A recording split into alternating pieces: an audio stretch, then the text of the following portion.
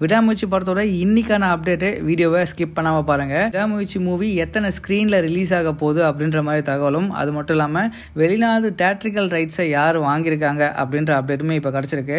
So விடாமுயற்சி படத்தோட screens பார்த்தீங்க அப்படின்னா மொத்தமாக தமிழ்நாட்டில் மட்டும் ஒரு 900 ஸ்க்ரீன்ஸில் குறைஞ்சபட்சம் 900 ஸ்க்ரீன்ஸில் வந்து ஓட வாய்ப்பு இருக்குது. ஓவர்சீஸில் மட்டும் பார்த்தீங்க அப்படின்னா 2500 ஸ்க்ரீன் வந்து அவங்க பிளான் பண்ணிருக்காங்க. தமிழ்நாட்டில் இல்லாமல் கேரளா, ஆந்திர பிரதேஷ், தெலுங்கானா, கர்நாடகா, அப்புறம் நார்த் இந்தியா இங்கெல்லாம் சேர்த்து பார்த்தா ஒரு 3000 ஸ்க்ரீன்ஸ்க்கு அவங்க அதாவது லைக்கா ஆல்ரெடி பிளான் பண்ணி பேச்சுவார்த்தை முடிச்சிட்டாங்க.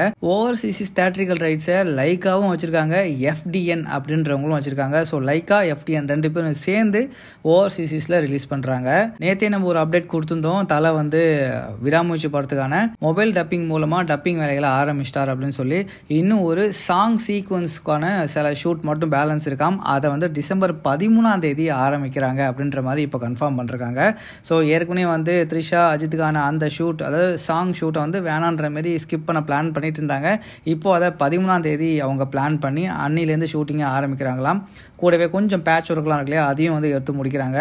படத்தோட ரிலீஸ் டேட் பார்த்தீங்க அப்படின்னா ஜனவரி 10 தான் 100% வாய்ப்பு இருக்குது. ஸோ டேட் என்னைக்கு அப்படின்றத அவங்க கன்ஃபார்ம் பண்ணோம். கண்டிப்பாக நம்ம சேனலில் போஸ்ட் பண்ணுறோம். இந்த படம் ஒரு ஹாலிவுட் ரீமேக் மூவி அப்படின்றதுனால லைக்கா சரியாக ரைட்ஸை வாங்கலன்னு சொல்லிட்டு ஒரு பிரச்சனை போயிட்டுருக்கு. ஆனால் இந்த படம் full and full Hollywood remake மூவியா அப்படின்றத இன்னுமே வந்து லைக்கா கன்ஃபார்ம் பண்ணல. ஒரு சிலர் என்ன சொல்கிறாங்க அப்படின்னா, ஹாலிவுட் படத்தை முழுசாக ரீமேக் பண்ணல, மஹி திருமணி சில ஒர்க் அவுட் பண்ணி தான் வந்து படத்தை ஃபுல்லாகவே எடுத்து முடிச்சிருக்காரு அப்படின்ற மாதிரி சொல்கிறாங்க.